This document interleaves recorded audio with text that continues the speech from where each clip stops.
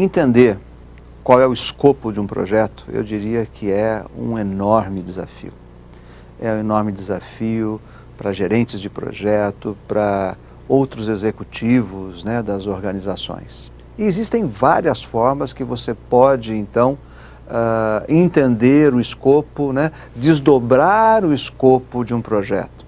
Tem gente que faz isso utilizando um brainstorming, tem gente que faz isso utilizando uma técnica chamada Delphi, né? Consulta especialistas, obtém a resposta desses especialistas, monta um pequeno produto e devolve para esses especialistas. Existem formas e formas que nós podemos utilizar para fazer esse desdobramento do escopo.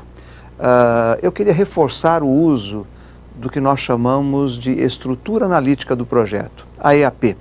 No inglês ele é conhecido como WBS, Work Breakdown Structure, ok?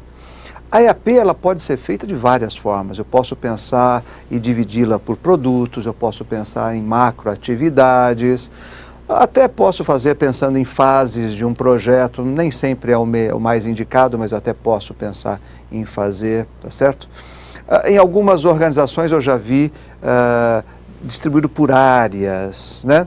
Eu normalmente costumo sugerir que evite esse tipo de quebra, porque na maioria das vezes as atividades de um projeto, elas são multidisciplinares.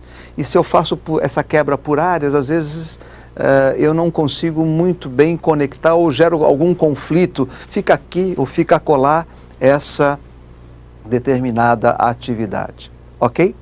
A EAP, então, como eu quero mostrar a vocês, ela entra nessa fase inicial, ou seja, é o momento inicial do nosso planejamento. Tendo o escopo definido, todo o restante do meu plano pode ser, então, desenvolvido. Então, uma vez definido o escopo, eu posso sim fazer todo o restante do planejamento do meu projeto, ok?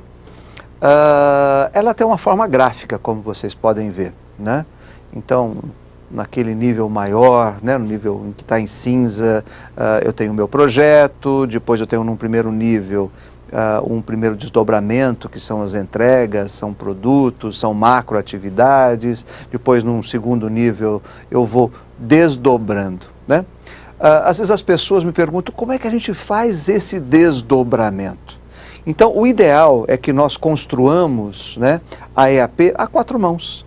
Então, é o gerente do projeto e os especialistas que fazem parte de uma equipe básica, de um core team, né, daquele projeto, ok? Então, o ideal quando nós estamos trabalhando é que nós sigamos uma hierarquia. Se nós olharmos nesse desenho, ou seja, as atividades que estão nessas caixinhas amarelas, né, quando elas estiverem prontas, é sinal que essa caixinha vermelha, então, está concluída. Então, elas compõem uma entrega daquela caixinha vermelha. E às vezes as pessoas perguntam, mas quando eu paro esse detalhamento? Vou fazendo esse detalhamento infinitamente, né? E a resposta é não, logicamente que não, né? Normalmente, no 3º ou 4º nível de uma WBS, a gente já pode parar o detalhamento, tá? Essas 2 perguntas que nós temos aí, eu acho elas muito interessantes. Eu, ao trabalhar com especialistas, eu gosto muito de fazer essa pergunta. Você sabe em quanto tempo? Você sabe com quais recursos você vai ter que contar para desenvolver essa atividade? Se, às vezes, na cabeça dele está um pouco confuso, né? Aí sim a gente pega e faz um detalhamento, ok? Se não, se ele diz assim, não, consigo te responder, muitas vezes eu paro ali o detalhamento daquela caixinha, tá ok? Normalmente, quando você para o detalhamento, você chega num nível que nessa figura que vocês estão vendo, se chama de pacote de trabalho. O nível de pacote de trabalho é o menor nível numa WBS, é aquele que interessa a nós, gestores do projeto. Quando eu olho um pacote de trabalho, eu tenho que conseguir enxergar uma entrega nele. Quando eu olho um pacote de trabalho, eu devo sempre ver um verbo e um substantivo. Quando eu olho um pacote de trabalho, eu devo ver algo que eu consiga administrar, ok? Então, quando nós olhamos uma WBS, né, vocês vão encontrar dicas muito legais no livro que podem ajudá-lo a dizer assim, não, vou parar aqui o detalhamento dessa minha WBS. Né?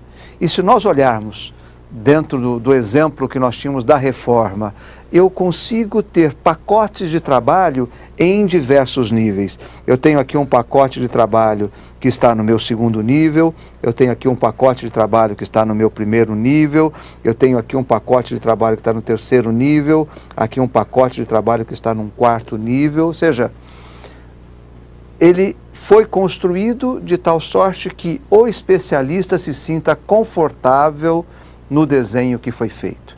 Então, respeite essas regrinhas para a construção da estrutura analítica do seu projeto. E saiba, ela é um ponto de partida importantíssimo para todo o restante do planejamento do seu projeto. Um bom trabalho!